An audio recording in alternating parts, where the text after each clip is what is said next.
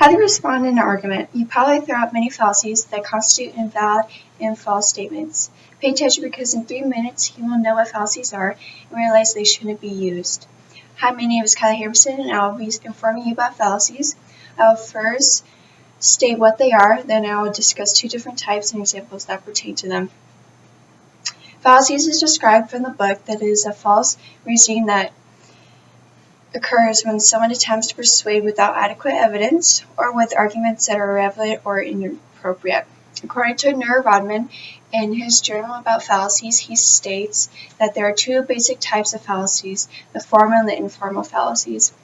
Formal fallacies are unjustified arguments that are made independently from the precise argument. On the other hand, informal are invalid statements that relate to the conversation and argument. Now it is time to talk about specific fallacies that are used. There are many types of fallacies, and either or is one of them. I mistakenly do this one a lot. This fallacy is pretty much obvious to describe. It's when you make an argument with only having two answers or approaches to them. It's either this way or that way or nothing else.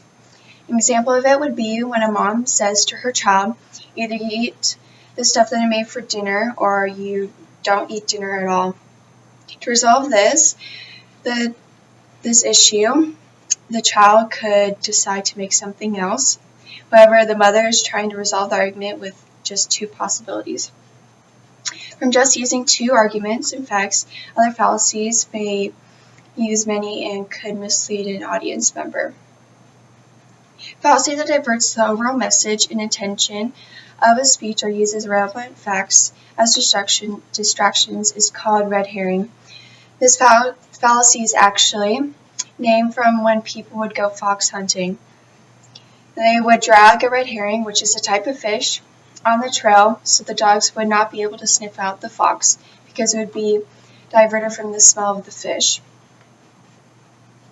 Speakers use this fallacy just like using the fish to distract the audience from the unintended issues at hand.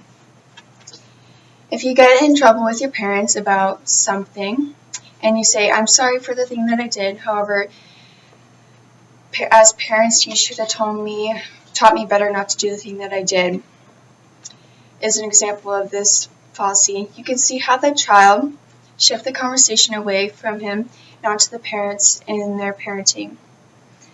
This was done intentionally to deceive the parents into not punishing the child for his wrongdoings. Everyone uses fallacies and can be spotted in any writing or thing you say. How do you stay away from fallacies in arguments?